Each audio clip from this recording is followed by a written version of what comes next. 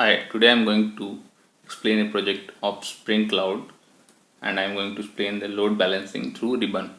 Ribbon is the open source library which is provided by Netflix.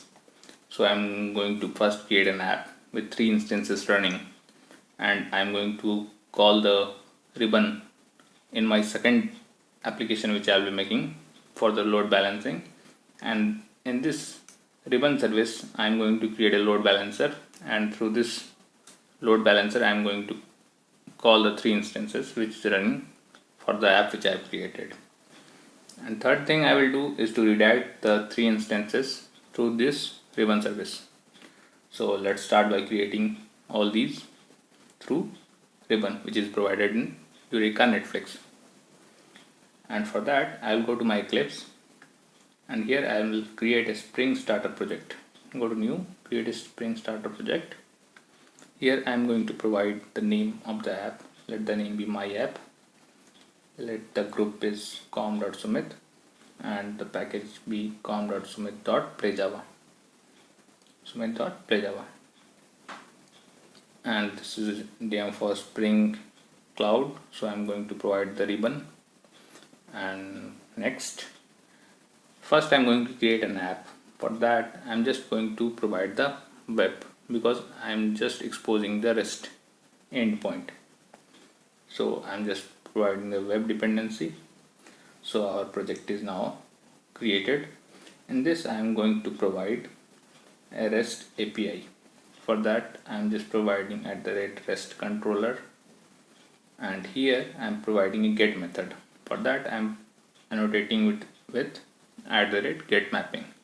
Inside this, let me provide the URL to be app only. Let it be app. And here I am providing the method for this mapping, which will return a string, and let the method name be getApp. Here I will return a string with the port number of the service which is running. So let the port number is, and I will pick the port from the application.properties. For that I will use the annotation @value. In the value I will just pass the default Spring port, that is spring.server.port, and this will be a private string which is picking the data from application.properties file. So we will be picking the port number from application.properties file with the key as server.port and passing in the REST mapping. So here server.port will be the port on which we will run the application. We will create 3 instances on different ports. First let me clear these, and then I will run the 3 instances. So we have created a string which will be returning the port number, and now our first application is ready. So let's create the second application which will do the load balancing through Ribbon. So let the name be Ribbon Balancer, and everything is same. Click on next. Here I will provide 3 dependencies. One will be the web, and second will be the dev tools to load things at runtime. So this, and third will be the main thing, that is the ribbon, which will do the load balancing for the server which we want to do the load balancing. So our second project is configured. So in this project I am going to provide the dependencies of load balancing. So this is the file, default file. Let me minimize this, and I am going to the main file. Here I will provide the dependency of REST controller,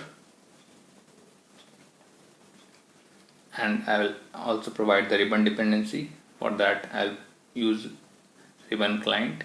Here I will pass the name of the application for which we are going to provide the load balancing.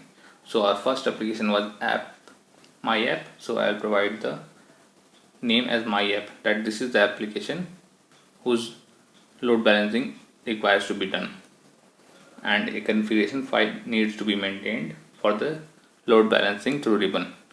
So let the name be ribbon config.class. I will configure this class. First let me provide the REST controller, that is the REST template. So I will use @bean for the REST template, and @load balancer, that this REST template will use the load balancer, and I will return the REST template through this. And this is a bean which will return the instances of REST template, that will return new REST template. And this will also follow the load balancing. So I have annotated with @load balancer. So this is done, and now let me provide this bean through AutoWire. So first let's create a method, get mapping, and here I'll provide the mapping URL. Let the mapping URL be ribbon load balancing. That's fine. And now let's provide the method that is public, which will return a string, and here I'm going to pick the data. So I'm going to get data, and I'm going to use a REST template. So REST template will be provided with AutoWire, because we have created the bean for REST template, and now through AutoWire we will get that bean, that is private REST template, and the name of the REST template, that is REST template only. And here I am going to return the data which will be provided through the other application, and the other application will provide the data through REST template. So REST template get for object, and here the URL needs to be provided. If it would have been a single instance, then we would have provided localhost, but there are 3 instances or multiple instances running, so we will call this through the application name, that is, this is the my app and this is the my application, and this is the main URL which I am going to call. So my app instead of localhost / that is the name of the URL, that is the app, and this is a string.class, and till now it's fine. And now let's create a configuration class for this, that is ribbon config. So here I am going to create a class and click on finish, and this will be a type of configuration,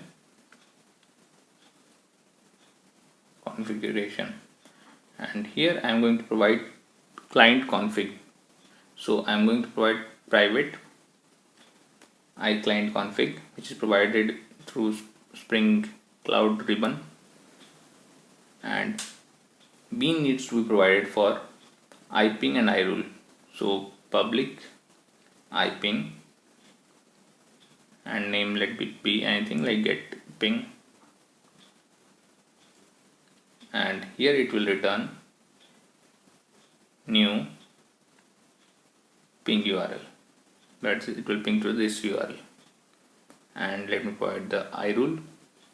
Irule is just a kind of method, it won't require any @bean kind of thing. So irule get rule, I'm naming this method, you can name it anything, return new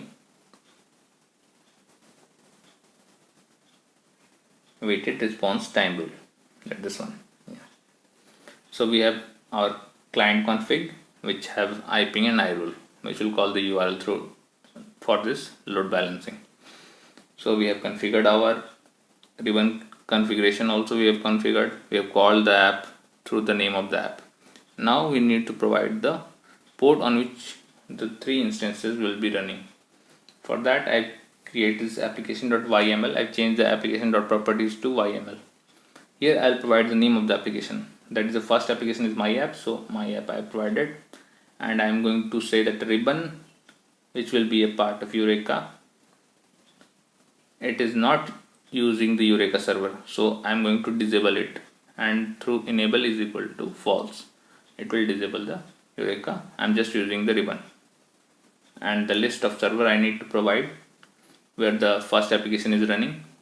So first application is running on, suppose I will run on 3 servers like 8080, and second I will run on 8081 and 8082, let it be.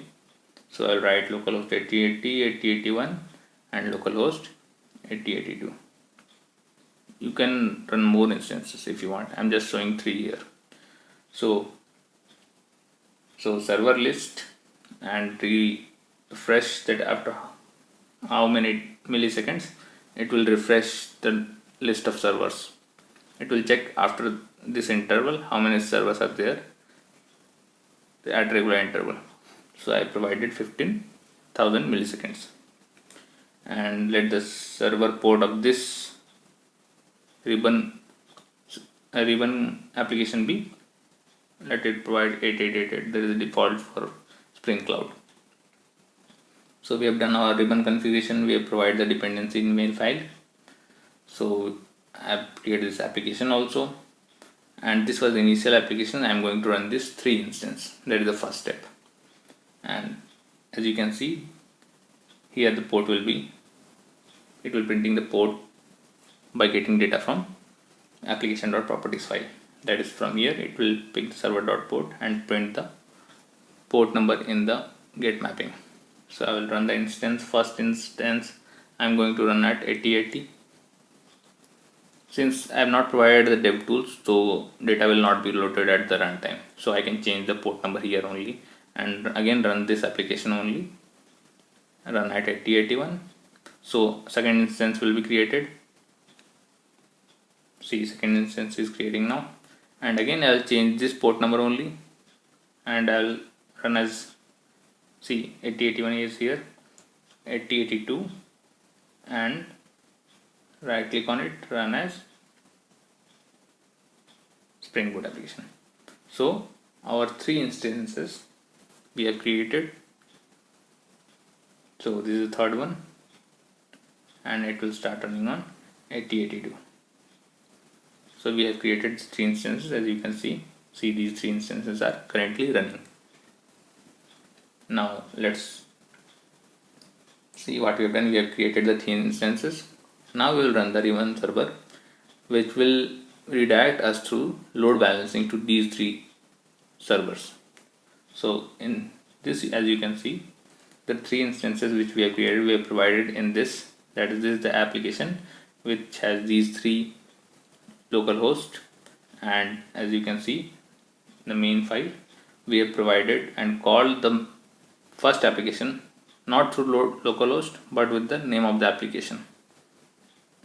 Through load balancing, through REST template, we are calling it to this method, and in this method we are passing the name of the application, not the localhost. So this name has been configured in this YML file, and it will one by one it will check these 3 instances in a round ribbon fashion. And we have provided the dependencies. One more thing I need to provide here only for iClient config, because iClient config may not be called.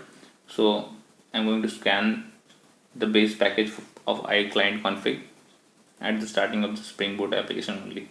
So let me provide the path of it. So it has a default path of com.netflix dot client dot config dot iClient config. So it will scan this base package and will pick the iClient config, and it will do the load balancing and call the first application one by one. So this is the iClient config, and we have configured our ribbon application also. So internally it will call this. So I am running this application, run as Spring Boot application. This is the application which will do the load balancing for us. So it has started on 8888. So I am going to call localhost 8888, and the method name, which is internally calling the first application. So this is the application which is running. We are calling this application at this method, and it will call this application internally, and it has 3 instances running which will be called one by one. So this is the configuration file. We have provided 3 instances here which will be called one by one, and as you can see in this application I provided a method which will print the port number. So I'm going to call this URL. So I provided it and I'm going to click on send. As you can see, first time it has printed 8081, second 8081, first 80 and 8081, now 8082. So one by one it is calling all the three instances. As you can see, every time you will see the instances in round robin fashion. So this application called internally the first application, and first application has 3 instances running, and through ribbon that is provided by Netflix Eureka we are able to achieve the load balancing through this Spring Cloud configuration. So this was about the Spring Cloud through Netflix and ribbon. And see, we have created 3 instances. We have provided the load balancing through ribbon, and it redirects and creates the 3 instances and calls one by one. So thank you all for watching the video. Hi, today we are going to create Eureka service registry, and we are going to create the client, and this client will be registered to Eureka service. And for creating all these we need 3 things. First, we will create a Eureka service, and this will be a service where the different microservices will be registered. And second thing is, we will create a microservice and create the registry of this service to the existing Eureka service. That is the first one. So in the second point, we will create a service, and that service, that microservice will be registered to the Eureka service. That is to the first one it will be registered. And third point is this, basically is the step where we will register this second microservice which we have created in the step 2, and we will register that microservice to the existing service of the Eureka. So we are creating Eureka service and create a client, and we'll register that to the Eureka service. So let's get started and you'll get to know what I'm talking about. First, I'm going to create a Eureka service. For that, I'm creating a new Spring Starter project. Name is Eureka Service Demo. Group is ComSumit and package ComSumit PlayJava. This is demo service for Eureka. So here what I'm doing, I'm just creating a normal POM file, and inside that normal POM file, I'm going to provide the dependencies. I'm telling you what the dependencies are.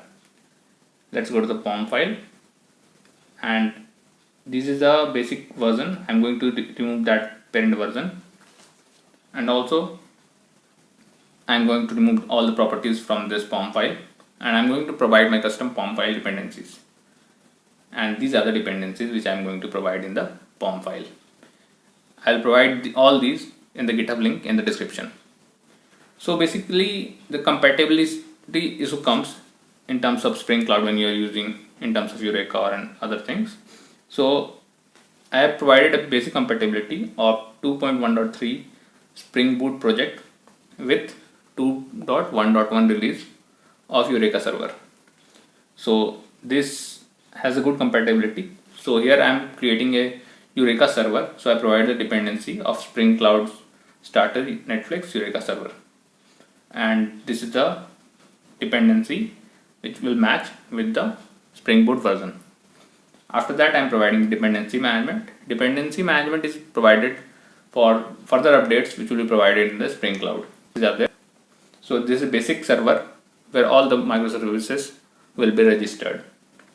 So let's update this project, and I created Maven update, and after the update everything is clean now. So inside this is a main file.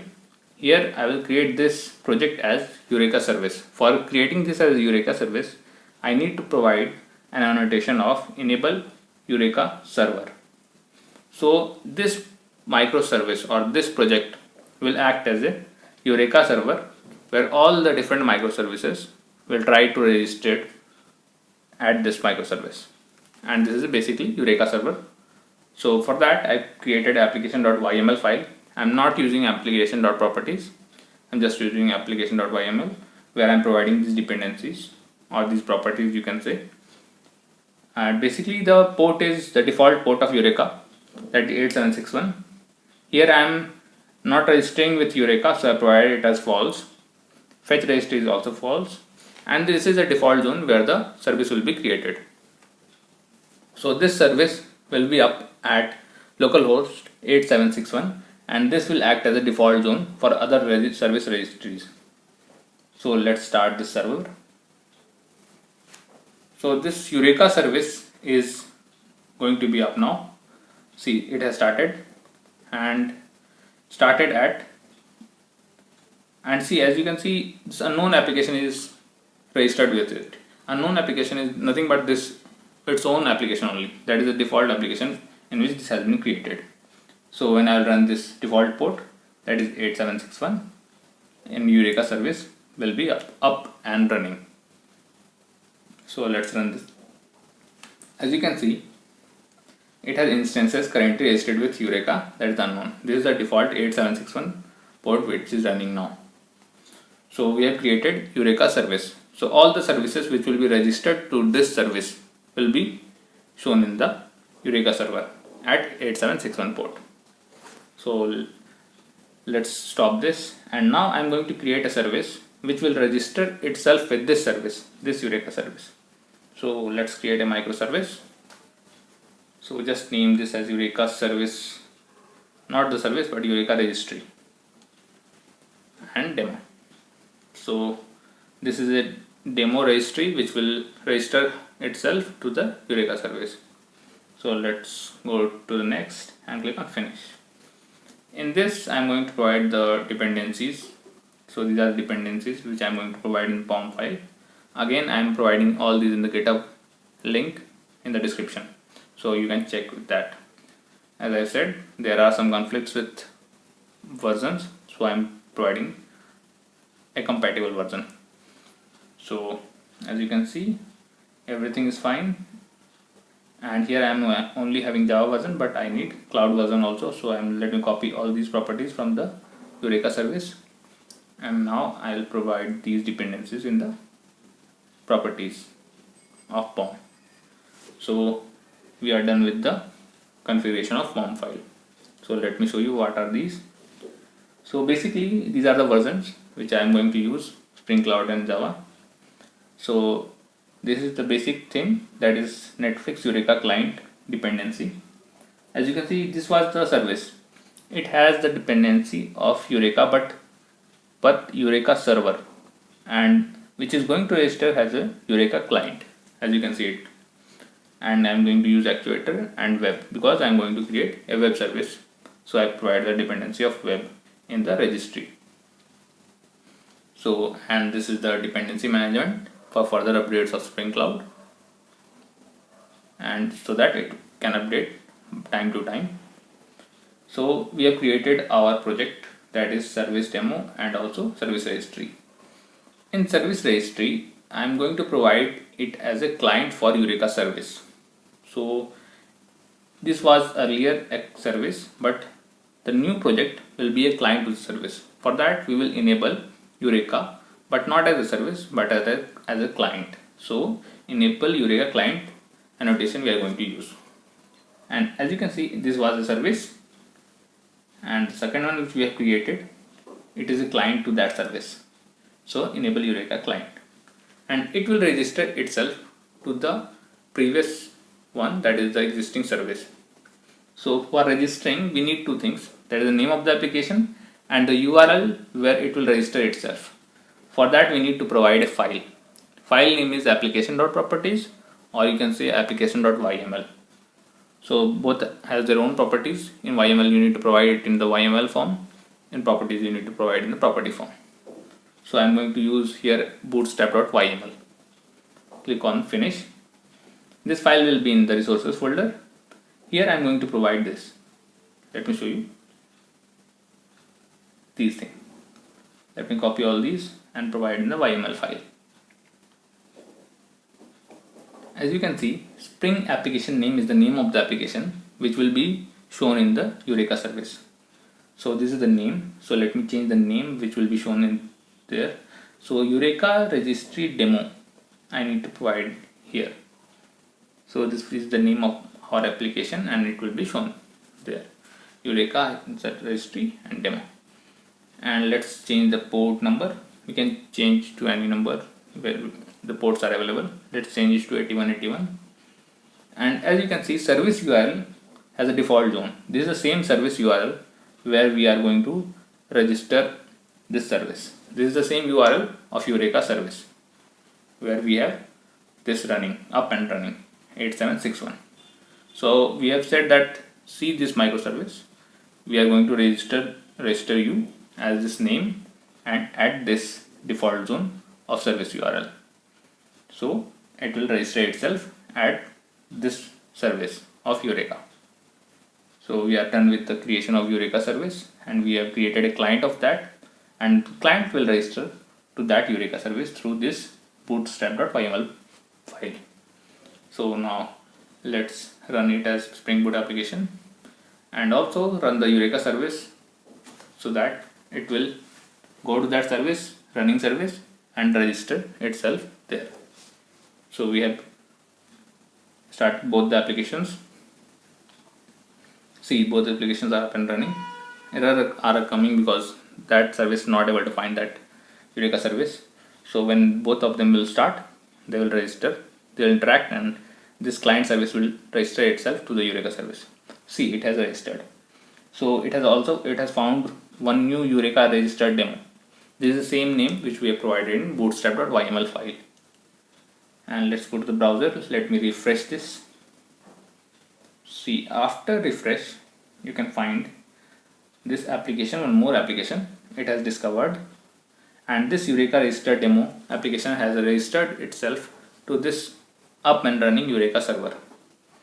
So through this file, it has registered itself with this name, Eureka registered demo, and it is running at 8181. As you can see, this is running at 8181, and the Eureka server has found it and registered it to its server. So in this project, we have created a microservice with the properties of Eureka server, and second microservice we have created as a client which registers itself to this running microservice of Eureka. In the further tutorial, we are going to create one more microservice which will interact with Eureka server and will fetch the web service properties and try to interact through Eureka service. So in further tutorial, we will see by creation of one more microservice, and we will try to fetch the REST API through Eureka service. So this was about the Eureka service registry, and we will create also a client in next tutorial. Thank you.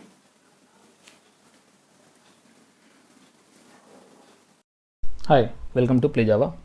So in this tutorial we will see about the sleuth. This is nothing but the Spring Cloud Sleuth, which is used for distributed tracing. So let's see the steps which we will create and the steps which we will use for this distributed tracing of Spring Cloud Sleuth.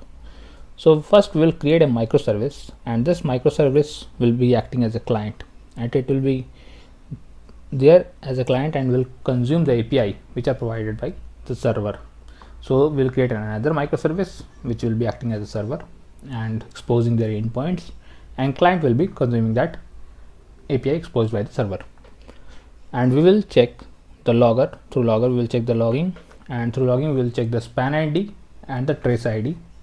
And using this span ID and trace ID, we will be able to rectify, or we will be able to check which log has been printed for that particular microservice, which is, or the particular API which this client is using in the server, or you can say other microservice.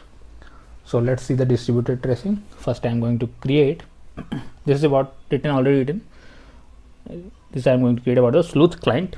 So I am writing here a sleuth client. See, as you can see, every time you can see this retry is printed. This is about the previous tutorial which I had provided about the hitting the external API through certain retry. So you can go and check that tutorial. So here I have created a microservice which is known as Spring Cloud Sleuth, and here I am going to provide the dependency of Spring Web, and second is the sleuth. This is the sleuth. Let's go to some previous version. I generally prefer the previous version because they are quite stable. So this microservice, as you can see, is now being created. Now it has been created. This is quite fine. let's go to the main file, that is Spring Boot application file. This is the main file. Now I'm going to create a controller here. So let's start, go new class, name it as client controller. In this client controller, I'll annotate with @REST controller.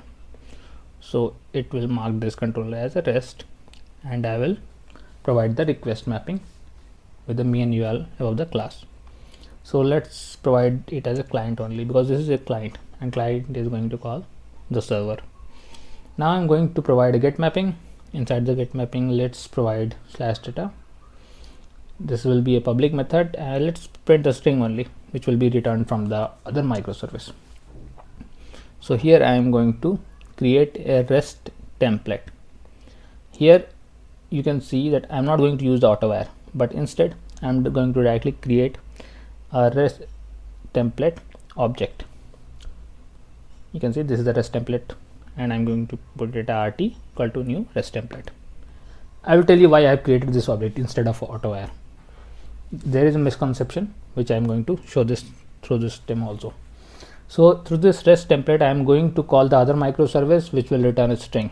So I will use the method get for object, and let's create other microservice with http localhost 8086, let it be. I'll put that port number as 8086 of the other microservice, and let it be server. This is a client, so there will be server, and similar data will be printed from that microservice, which will be fetched from that microservice, and the string will be returned, and I'll return this data in form of string here. So as you can understand, this is the method which is calling the other API and fetching the data and returning the string. Let's create a logger, public final logger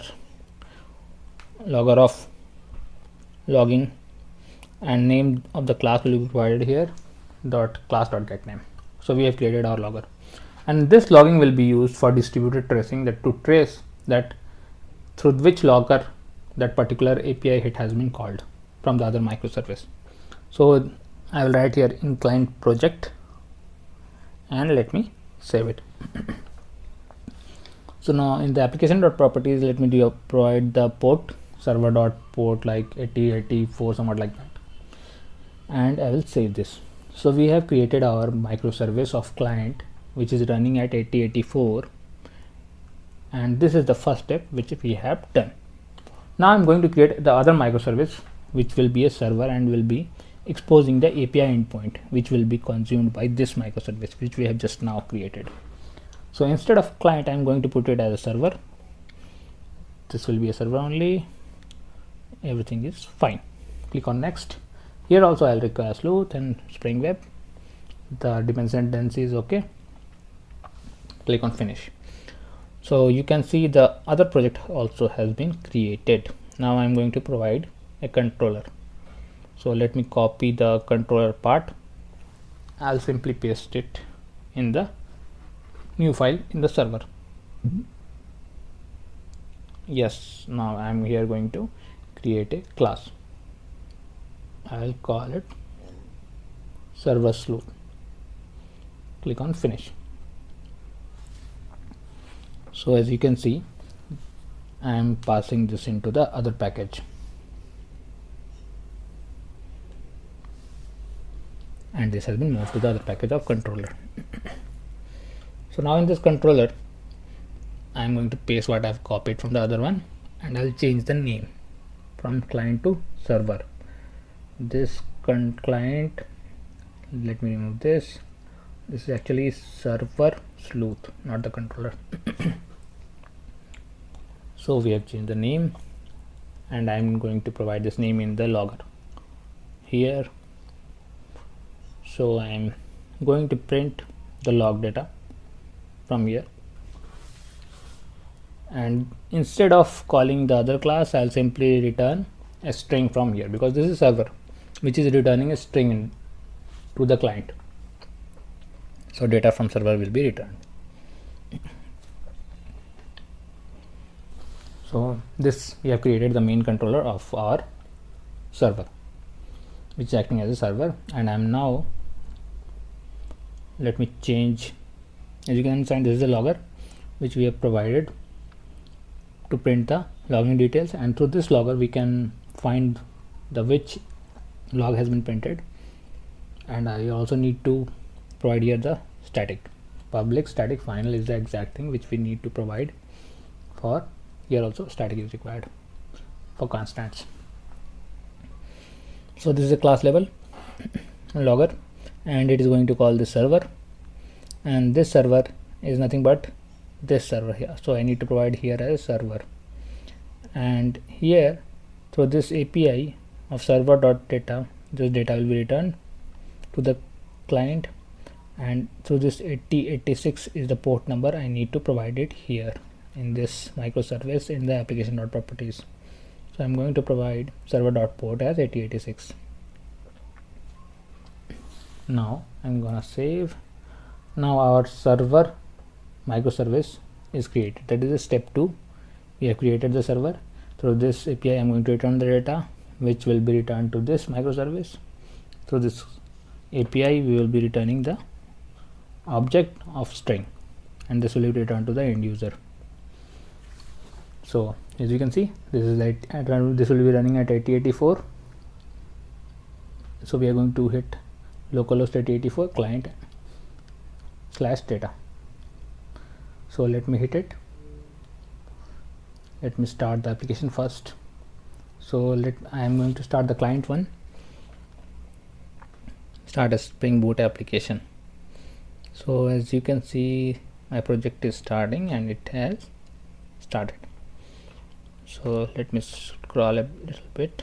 So as you can see, it has started at port number 8084, and this is the URL which we are going to hit. Now when I'll hit, it will give me an internal server error, because the other service, it has called the other service, but that service is not in a running mode. So I'm going to run the other service also. So run as Spring Boot application. So the service is starting, which is acting as a server here, and it has started at port number 8086. Now I am going to hit the URL and see, this is the client one and another one is the server one. As you can see, both have cleared to check the logs. And now when I'll hit, data from the server is received, and now when I'll go to find the tracing IDs, see the first one is the trace ID, second one is the span ID. Let me copy this and paste it in a notepad. So we have created a microservice. We are checking the logger to find the span and trace ID and see the distributed logging. Let me change the language to some other thing so that it will be more visible. So now, as you can see, the first one is span ID, first one is trace ID, second one is the span ID. So other console, if I'll go, see this is the other console, and you can see the things are not matching here. Let me paste in the notepad, then it will see none of the IDs are matching from the other one. These are common in one, these are common in one.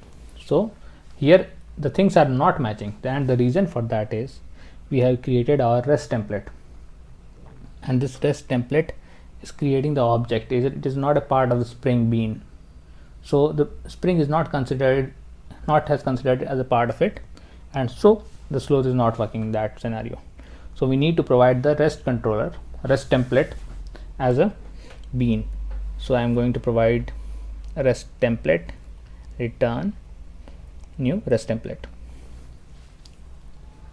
Now this will be a part of Spring context, and when this will be called, it will check the tracing ID and all from the other microservice, and I'm going to call this REST template through AutoWire instead of providing it as an object. So we have provided this as AutoWire, and I'm going to remove this part. So let me remove this. Now it will be called through this REST template through AutoWire, and this will be coming through the bean which we have created in this part. So that's why creation of object is not a best practice in Spring. Instead we should be calling through our bean. The method should be public. We have saved everything. Now let me run the application. Run a Spring Boot application. Also let me First let's let this one start. This has started at port number 8086. It has started. Now let me run the client one. So client is starting and it has started at port number 8084. As you can see it, let me scroll a little bit. As you can see, this is the port number 8084 and it has started on this port. So let me clear both the console, so that now again, after using REST template as a bean, we will be able to identify the tracing ID. We have again hit. Now let me copy this. See, this is coming from the server, and let me copy this and paste it here after injecting REST template as bean. And this is coming from the client. See, this is coming from the client one. I have copied this one also, and now you can see the first part, that is this trace ID, is common in both the microservice. This is exactly how we can trace through logging, that the error or whatever things which are coming which you need to trace, that we can trace these through this trace ID. And the span ID is related to that particular microservice only. So whenever you are communicating between inter microservice, you can go with the span ID, and trace ID you can go with the logging part, and through distributed tracing you can trace the exact microservices logs which are part of that. Thank you. Hi everyone, today I am going to describe about the Feign client of Spring Cloud. A Feign client is basically used to facilitate the REST template calling for an API. So when you are calling a REST template through different APIs, this Feign client provides a layer where you will be calling the APIs through this Feign client layer, and it will be quite handy and easy to use. So here I am creating a Spring Starter project in which I will create few APIs, and then I will be creating a Feign client application in which I will be calling these APIs through the Feign client layer instead of calling through REST template. So here I have created a controller, that is demo controller. In this demo controller I am going to annotate it with REST controller to mark it as a controller and provide the request mapping. So this request mapping will be the URL which I will be using to call the Feign client, and this user I have provided. So the basic URL which will come out to be like localhost something port and then user, then the other URLs which are inside this. So in this get mapping, let's create few get mappings, one for name, then for address, then for status, somewhat like that. So here for name I am going to call get name method which will return a string, and I'll simply return string here. This is just for a demo purpose. Then real life scenario, multiple logics comes into play, and the logics are written in service, and DAO layers are used for interaction with database. So here it's just returning data, that is the dummy data. So first we'll return the name, that is PlayJava. Second we'll return the address, let it be from India, and provides this as get address. After this, let me provide semicolon in both the parts. After this I'll provide one more method, so that it will be a kind of generic method, all starting with users slash name, then user forward slash address, then user forward slash status, and the status, let it be active user, so I'll put it active, and it will be get status. So all the APIs are created. Let the port number be some other port rather than 8080, let it be 8084.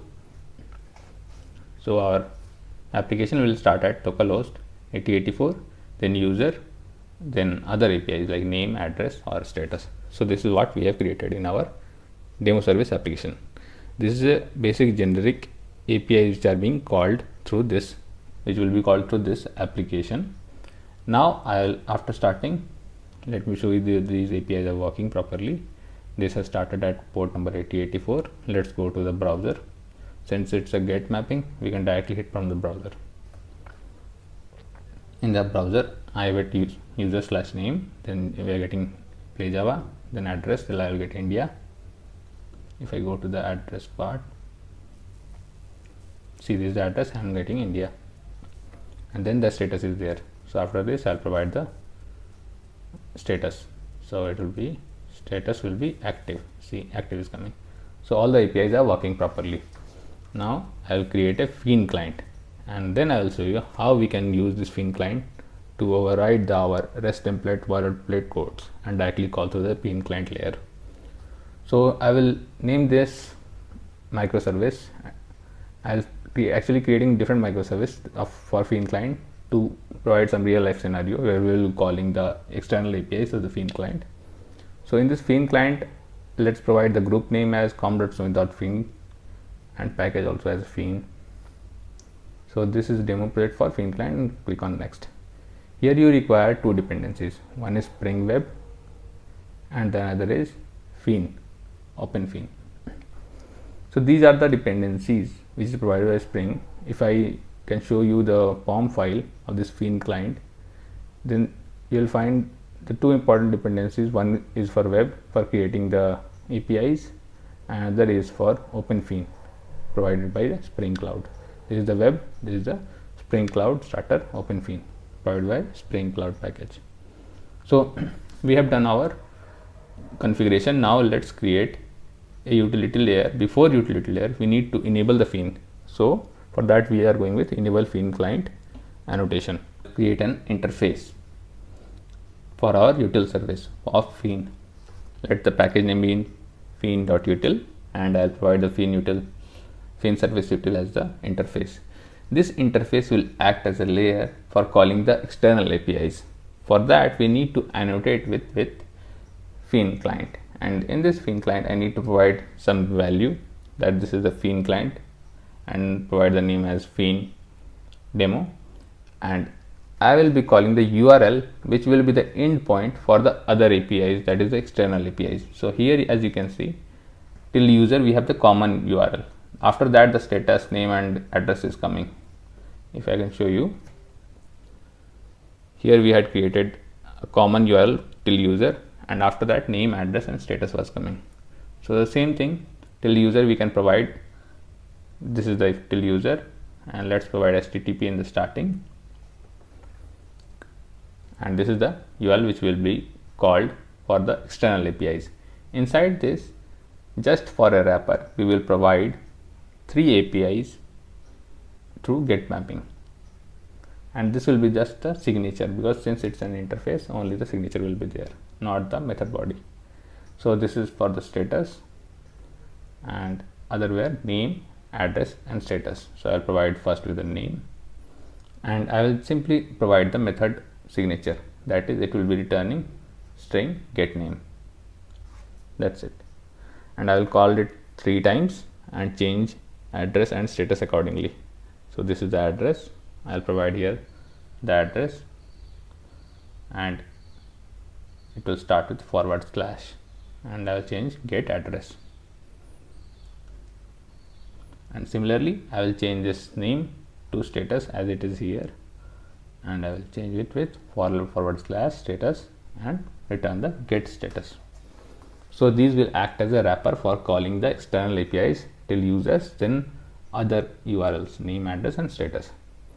Now I can directly auto-wire this Feign client in our service or controller wherever you are using, and get the response from the external APIs. So here I am creating a class for our controller which will be using this Feign client layer, and I will name this class as Feign demo controller, and I will annotate it with request controller and request mapping, or provide by Spring only, and the URL which will be used, let it be demo. So I'll be using request mapping with demo, and here I'll be auto wiring this. So I'll auto wire this Feign client, and I'll be using in the my internal APIs. So first I will create this to get data, let it be get name, since I'm using the name method. So let's provide here as a name, or make it as a username to be specific, so that get to know that we are calling some other method. So I'll be returning string here and provide the get user name, and I'll simply, let's provide in small, and I'll be calling this Feign Client service util, and inside the method we will be calling the get name of the inside method of Feign service util. So our data will be returned through this get name method of Feign service util. So let me copy this 2 times because we will be calling the address and status also in the similar way. So let's provide user address, or instead of providing gaps, let's put hyphen here. Similarly, for the user address will be here, and get address I'll be calling here. Similar in this case, get user status, and the get name I'll be calling get status. Let's provide the URL with hyphen status, and let's provide in the name also hyphen to be generic kind of. So you can see we don't need to bother about the creating of REST template and all. So I'll be starting with 8086 port this application. The other application is still running at port number 8084, and I'll be using this at 8086. So I have created these and call this Feign Client service util internally, and which will be calling my 8084 service, which is at port number 8084, and the response will be coming from them. So this is the Feign Client, and this is the URL which is actually working here, and the name, address and status has been called through this Feign Client layer, and this data is being returned to my controller through this, in these all APIs, through this Feign Client service util dot, which we are calling here through these to get these data. So we are done with the creation and calling this external API, and now let's go to the browser and see the details which are coming. So I'll run this as Spring Boot application, and it will start at port number 8084. Sorry, 8084 already started, it will start at 8086. So the main API is working at port number 8084, and this will start at port number 8086. So let's go to the browser. This is at 8086, other was at 8084. Both of them are working, and it will internally call the external API. So if I go to the browser, if I open a new tab and I simply copy this and see, when I hit it, this is working because 8084 is the original API. Now I will call the 8086 one, which is internally using the Feign client. So this was the demo, then username, which and this is using Feign Client service util. So I will be calling demo and then user hyphen name. So this is the API which I will be calling, and when I will hit, it will internally go and call the other microservice through our Feign client layer. Similarly, I will go for the user address and then user status. So if in place of username, just provide user address. See, it has called user address, and if I go and call the user status, so it will call the user status. So we don't need to bother about creating all the boilerplate codes of REST template and other stuff. We generally just go and provide the URL in the Feign client and just call the Feign client interface, and you will get the response through this Feign client. So this was about quite a handy wrapper which is easy to use for generic kind of API call. So thank you all for watching the video.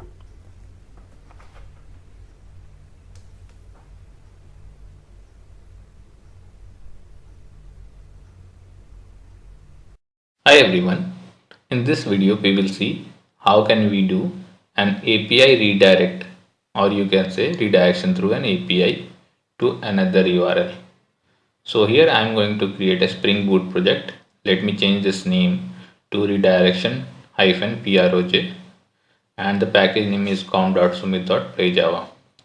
So I am going to create a basic Spring project with just a web dependencies, and it will have the version, not the latest, maybe some previous version. Let me copy and paste. Let the project name to be changed here from this service to our project redirection -proj. The API version, or you can say the project version of the Spring Boot project we are using is 2.5.7, as you can see it here. Now as you can see the dependencies, we have a kind of web dependencies only, the web and web services. DevTools is just to load the things at runtime, it's an optional. Now as you can see, I'm going to update the Maven, so I would turn a right click and update project. So my Maven dependencies is now added. Now I'm going to create a controller layer. So this is our main file. Here I will create a new class file. I will name it as redirection controller. And this redirection controller will contain the APIs which will redirect me to different URLs. For creating a controller, we need to provide the annotation of REST controller. For that, I'll provide here as REST controller provided by Spring Framework.web. Now I'm going to provide the base URL.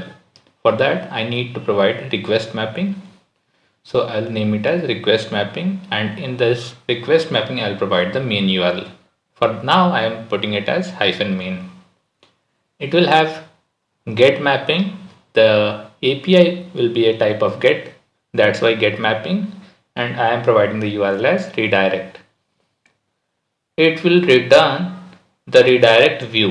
So the basic thing is that for any redirection we require redirect view, which is provided by Spring Framework, and I will provide get redirection as the name of the method. Let me provide sysout only, and sysout I will just provide that going to do the redirection. And now I will provide the redirection view here. So I will return the redirection. For returning, let me provide return before this, return new redirect view. And in this redirect view, we need to provide the URL in which we will be redirecting. Let's go to the google.com. So I am providing https://www.google.com. So whenever I will call this API through main and redirect URL, it is going to redirect me to the google.com. This is the basic one, and after this we will see how we can provide the token in the URL and pass it to the redirected URL. So it says 8080 is already in use. Let me stop it, go to the resource and change the port of my Spring Boot project. Server.port. Let's go with 8082. Click on save and right click, run as Spring Boot project. As you can see, our project had started on port 8082. Now this is a guest view of Chrome. Let me provide the URL of my localhost. So it will be localhost only. Localhost, our port of 8082. And then comes the main URL which we have provided on our main controller. And then comes the redirect. So whenever I will call this URL main and redirect, it will redirect me to the Google. So as you can see, it has redirected me to the Google, and in the application, if you see, you can get that through logging that the method has been called. So let's go to my channel and provide the redirection to this PlayJava channel. So I have copied the URL of this PlayJava channel and I am pasting it here. So as you can see, this method was called, so going to the redirection was printed earlier. Now let's provide certain data, or let me erase this, we may not require. Let's straight away first go to this YouTube channel. After that we will see how the token will be coming. So this is the same thing. I'm just providing thread.sleep to come to this part, and let's show that logging has been done. let's go with 5 seconds. So I'm providing 5000 milliseconds, and let me format it and provide the throws clause.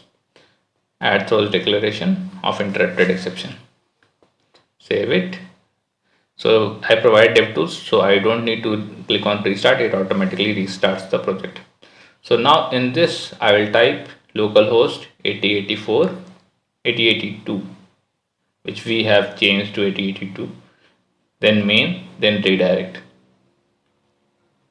And if I click, see this redirect and main, when I will click enter, it will start calling the API and it will hold for 5 seconds. As you can see, this logging has been provided here, and just after 5 seconds you can see this has redirected me to the PlayJava channel.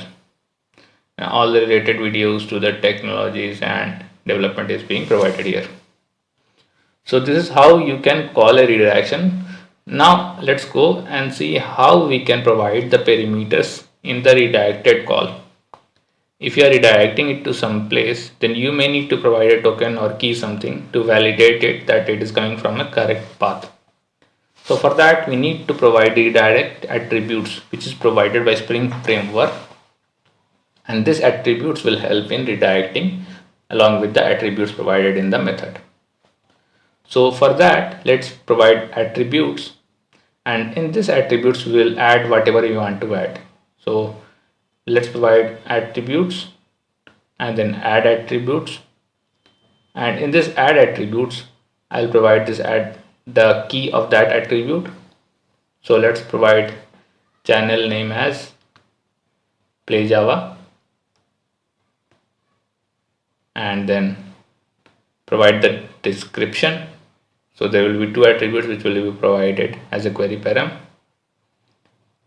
and I'll provide description as for developers because this channel is meant for development, software development.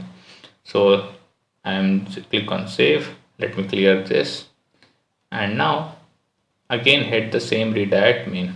So after hitting this redirect main, you can see that parameters are coming in the URL itself as a query param.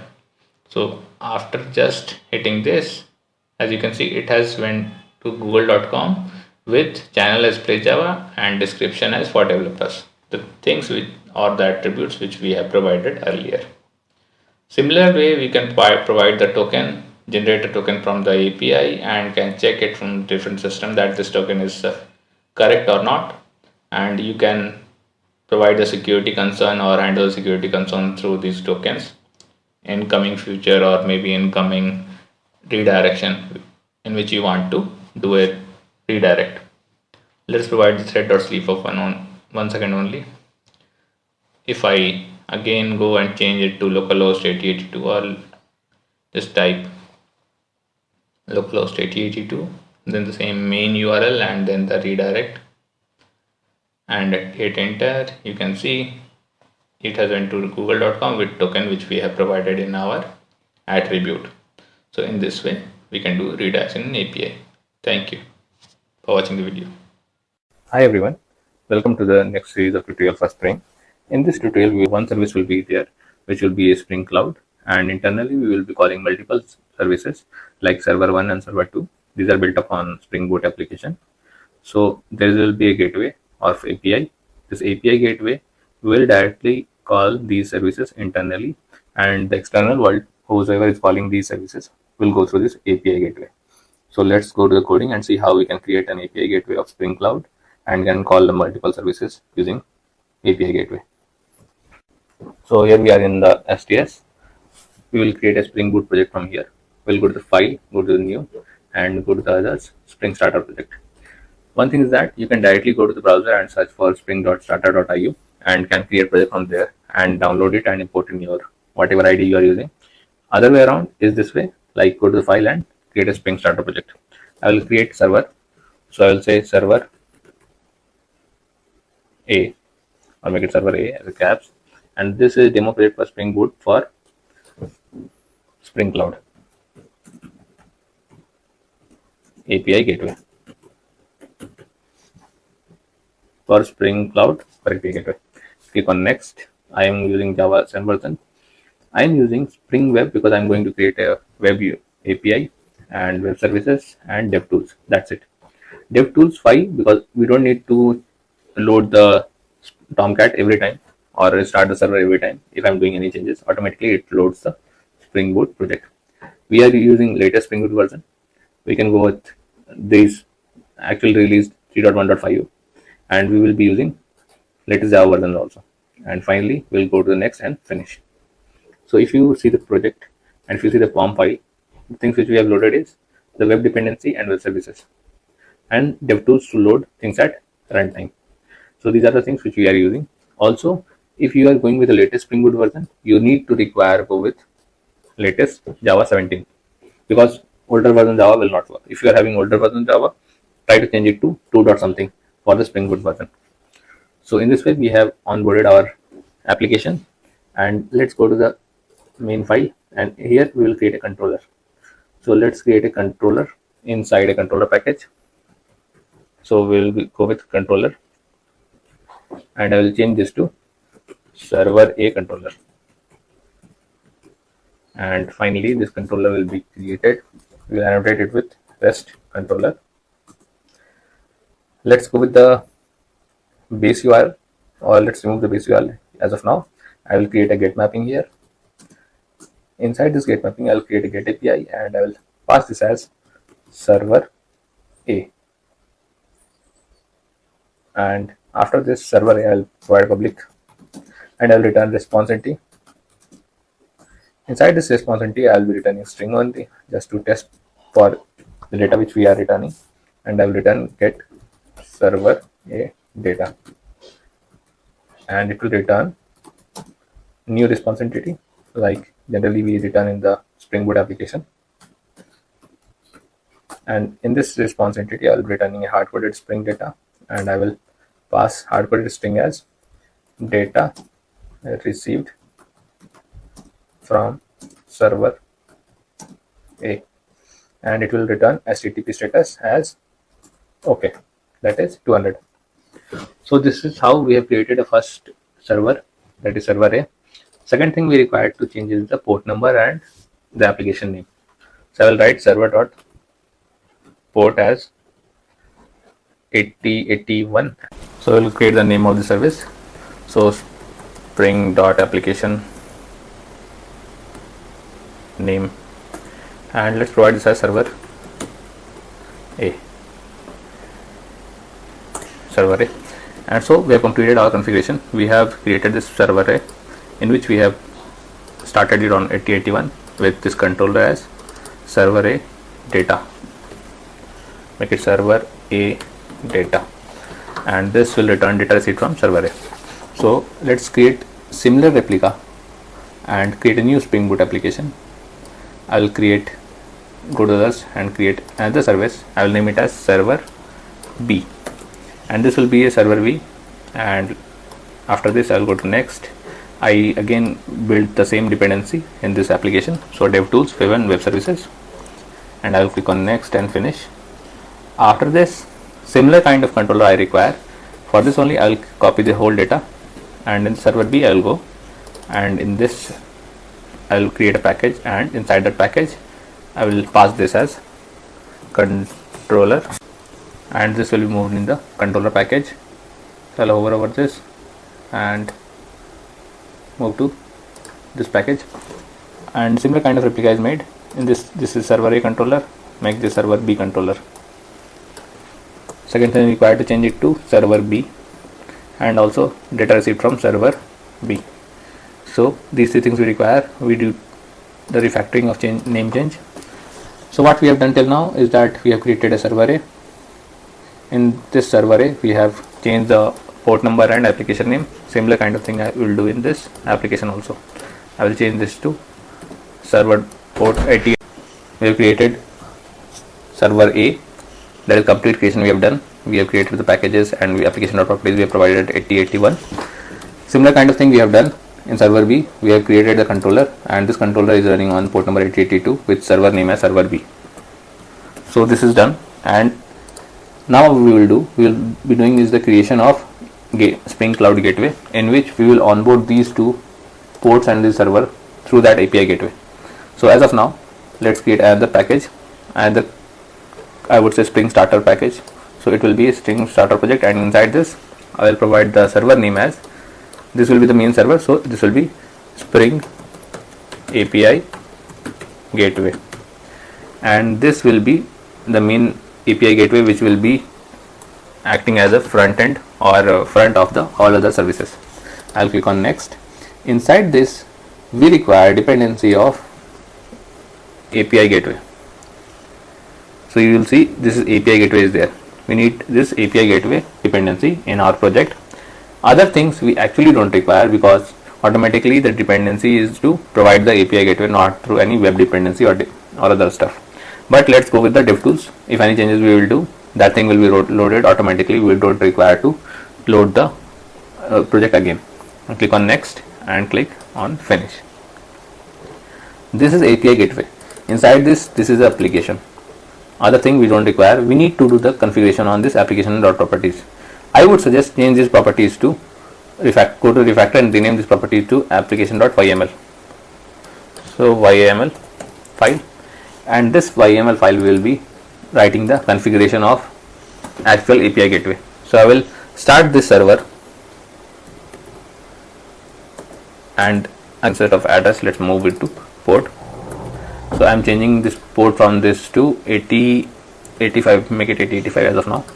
Second thing we require is the configuration of all the two services which we have created, that is server A and server B.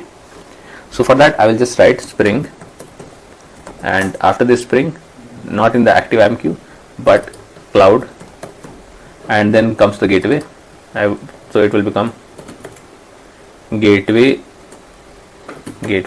dot routes. So here it is coming. So gateway dot routes. First route I will be doing will be of ID, that is of server A. Second thing is to provide, after this ID, need to provide the URL on which URL server A will be running. So if I go to server A and if I see the application or properties of server A, so it is running on port number 8081. So simply it will be running on the HTTP, because it's my local, so it will be a local host.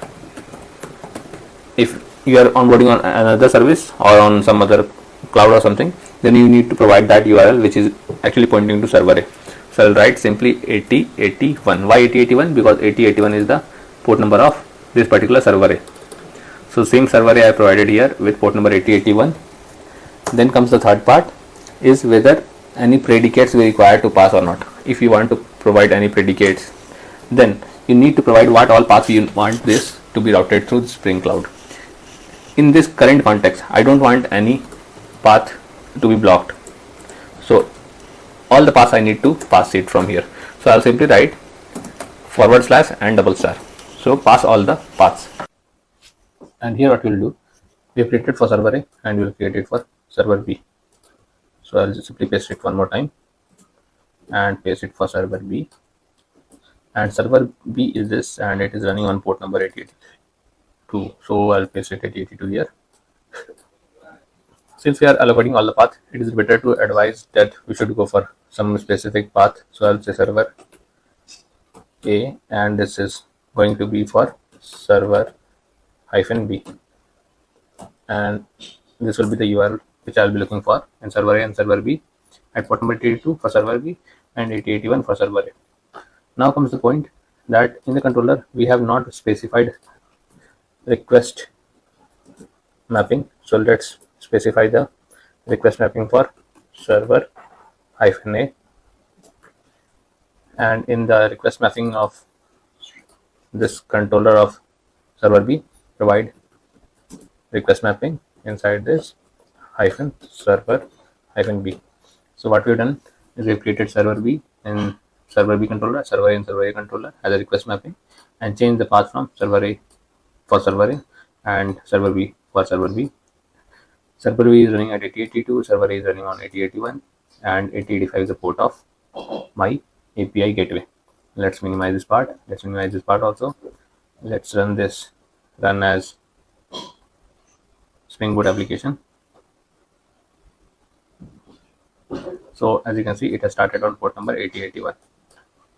Now let's run Spring Boot server B. So run as Spring Boot application. Server B has started on number 8082. Now let's run the API gateway. Run as Spring Boot application, the API gateway. This API gateway will now start on 8085. So all the services are now up and running, 8081 and 8082, and the API gateway is 8085. Now let's open the browser and try to hit the servers which is there. I will open the first of all localhost 8085, then server -a, then server A is there, server A controller, server A is there, which I've already done. Server A data needs to be passed, so I'll pass that server A data. So when I'll hit this, as you can see, data will receive from server A, and it is being called from 8085, which is actually the API gateway in which I am calling this through YML, and internally it is going and calling from server 1 A, that's 8081. Now let's see about server B. Server B is this controller. Server B is server B, then server B data. Similar to this only this is server B, and here also server B. So when I'll hit this, I'm received data from server B. So in this way, what we have received is the data from the two servers, data from server A also and data from server B also. How we have received? We have created the API gateway, Spring API gateway, in which we have internally routed server A and server B and received the data from both the servers. If we want to receive data from multiple servers, then we can just provide in the routes all the server details. Accordingly, we can plan and run all servers through API gateway. This was about Spring API gateway. We will see the details in coming video, that how we can, without the use of YML file, we can execute the code itself, and in the code after creation of bean, we can run the API gateway. Hi everyone, welcome to the next series of tutorial for Spring. In this tutorial, one service will be there, which will be a Spring Cloud, and internally we will be calling multiple services like server 1 and server 2. These are built upon Spring Boot application. So there will be a gateway of API.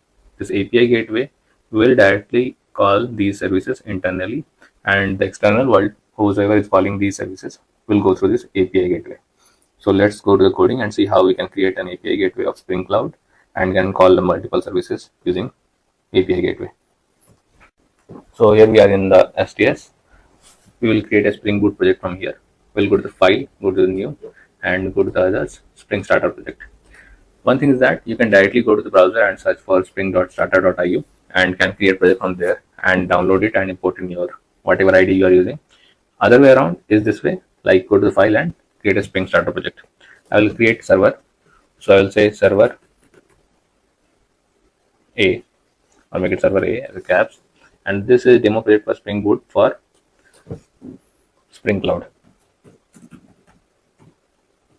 API gateway. For Spring Cloud for API gateway, click on next. I am using Java 7 version. I am using Spring Web because I am going to create a web API and web services and DevTools. That's it. DevTools 5 because we don't need to load the Tomcat every time or start the server every time. If I'm doing any changes, automatically it loads the Spring Boot project. We are using latest Spring Boot version. We can go with this actual release 3.1.5, and we will be using latest Java version also.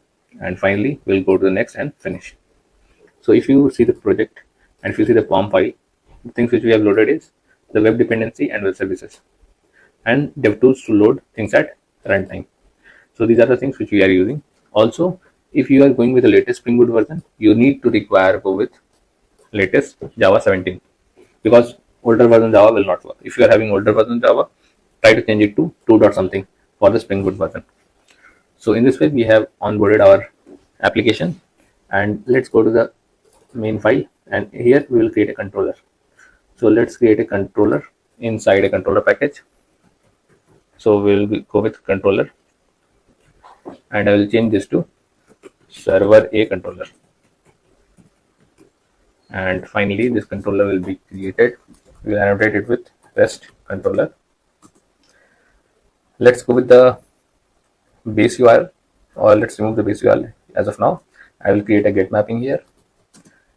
Inside this get mapping, I will create a get API, and I will pass this as server A, and after this server A, I'll provide public, and I'll return response entity.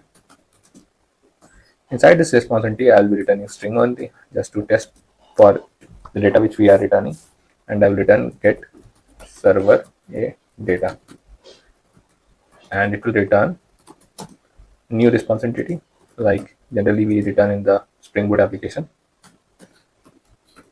And in this response entity, I'll be returning a hard-coded Spring data, and I will pass hard-coded string as data received from server A, and it will return HTTP status as OK, that is 200. So this is how we have created a first server, that is server A. Second thing we required to change is the port number and the application name. So I will write server dot port as 8081. So I will create the name of the service. So spring dot application name, and let's provide this as server A. And so we have completed our configuration. We have created this server A in which we have started it on 8081 with this controller as server A data. Make it server A data, and this will return data received from server A. So let's create similar replica and create a new Spring Boot application. I will go to others and create another service. I will name it as server B, and this will be a server B. And after this, I will go to next. I again build the same dependency in this application. So DevTools, Web and Web Services, and I will click on next and finish. After this, similar kind of controller I require. For this only, I will copy the whole data, and in server B, I will go, and in this, I will create a package, and inside that package, I will pass this as controller, and this will be moved in the controller package. So I'll hover over this and move to this package, and similar kind of replica is made. In this is server A controller, make this server B controller. Second thing required to change it to server B, and also data received from server B. So these three things we require. We do the refactoring of name change.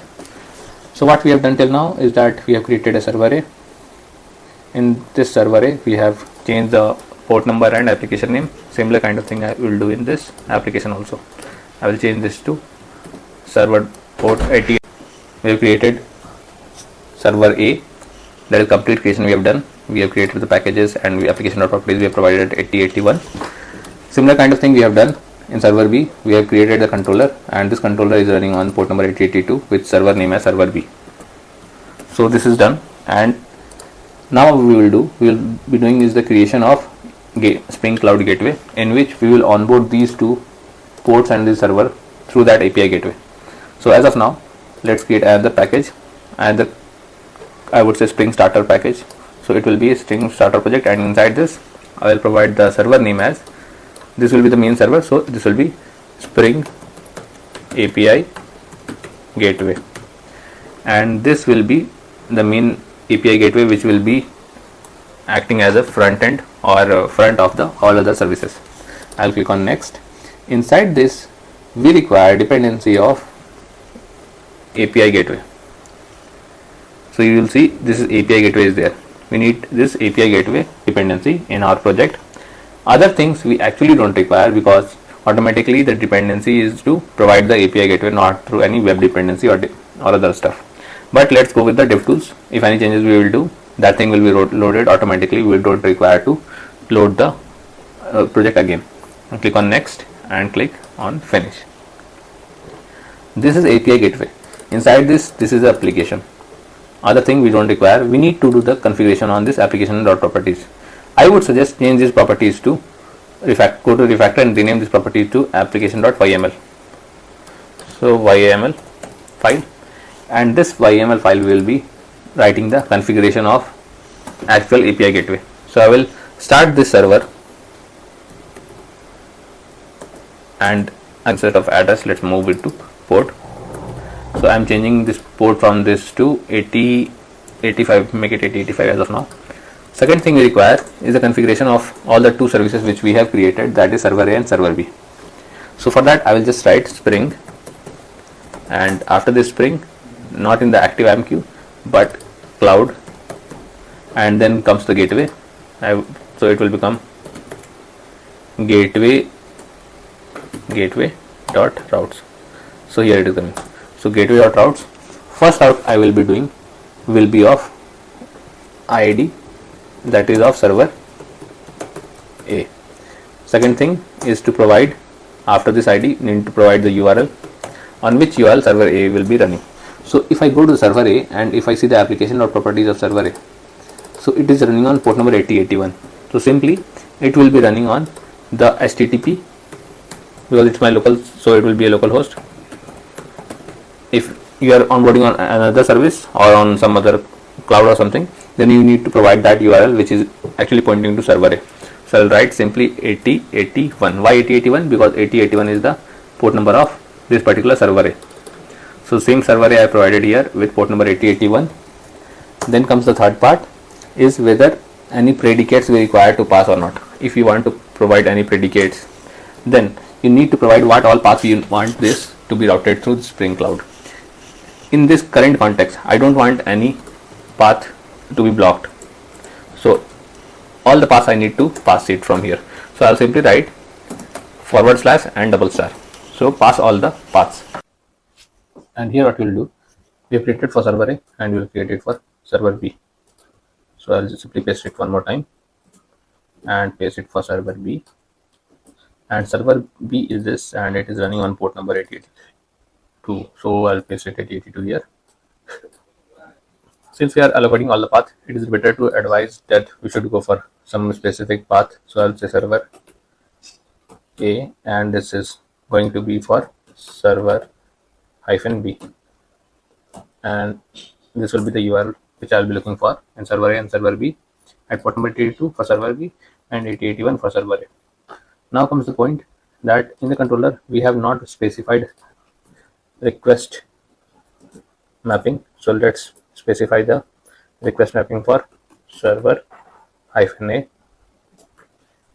and in the request mapping of this controller of server B, provide request mapping inside this -server -B. So what we've done is we've created server B and server B controller, server A and server A controller as a request mapping, and change the path from server A for server A and server B for server B. Server B is running at 8082, server A is running on 8081, and 8085 is the port of my API gateway. Let's minimize this part. Let's minimize this part also. Let's run this, run as Spring Boot application. So as you can see, it has started on port number 8081. Now let's run Spring Boot server B. So run as Spring Boot application. Server B has started on number 8082. Now let's run the API gateway. Run as Spring Boot application, the API gateway. This API gateway will now start on 8085. So all the services are now up and running, 8081 and 8082, and the API gateway as 8085. Now let's open the browser and try to hit the servers which is there. I will open first of all localhost 8085, then server -A, then server A is there, server A controller, server A is there, which I've already done. Server A data needs to be passed, so I'll pass that server A data. So when I'll hit this, as you can see, data will receive from server A, and it is being called from 8085, which is actually the API gateway in which I am calling this through YML, and internally it is going and calling from server 1 A, that's 8081. Now let's see about server B. Server B is this controller. Server B is server B, then server B data. Similar to this only this is server B, and here also server B. So when I'll hit this, I'm received data from server B. So in this way, what we have received is the data from the two servers, data from server A also and data from server B also. How we have received? We have created the API gateway, Spring API gateway, in which we have internally routed server A and server B and received the data from both the servers. If we want to receive data from multiple servers, then we can just provide in the routes all the server details. Accordingly, we can plan and run all servers through API gateway. This was about Spring API gateway. We will see the details in coming video that how we can, without the use of YML file, we can execute the code itself, and in the code after creation of bean we can run the API gateway.